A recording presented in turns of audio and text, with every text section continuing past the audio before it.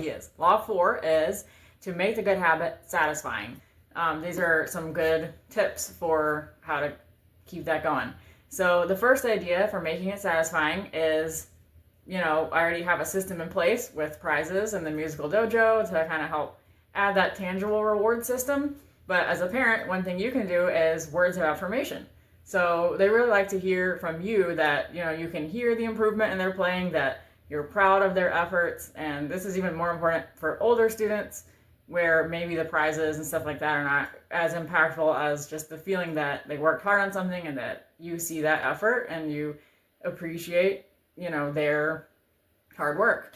Another one is you can sign them up for recitals. So performing in the recital in and of itself is, I felt like, kind of a reward. Growing up, I would love to get on the stage and you get nervous, but it's just so fun. Everybody's kind of looking at you and you have the opportunity to say look, I practiced and it paid off, And so I think that's a really fun way for a lot of kids to feel wow, I can see the reward. It's like the state finals of music is recitals. You get to get up there. However, for shy students, they might not feel that way. I would recommend going to the recital and watching. So it's free for anybody who wants to come watch. Even if nobody in your family signs up, I would still bring them and say, we're just going to watch the other kids perform and just see what we think about it. It's just a fun event. You go out, you experience the music. And my guess is that when they see other kids their age or possibly even younger on that stage performing and they hear the applause and they're like, maybe I could do that. The next idea is helping your student plan and film a music video. And so if they're old enough, they might be able to do this independently, but either way, you can kind of help them, give them the idea hey, what if, next month you filmed a music video, pick a song.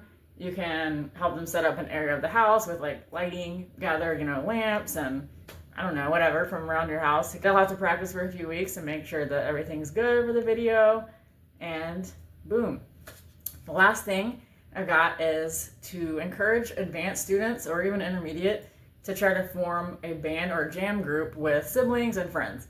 So this is something that I always enjoyed as a teen, was getting together with friends and my sister and just playing songs. And that makes them feel wow, my efforts are enabling me to not just have something I do by myself as my own thing, but I can take music somewhere where it's going to be collaborative and fun in a group setting.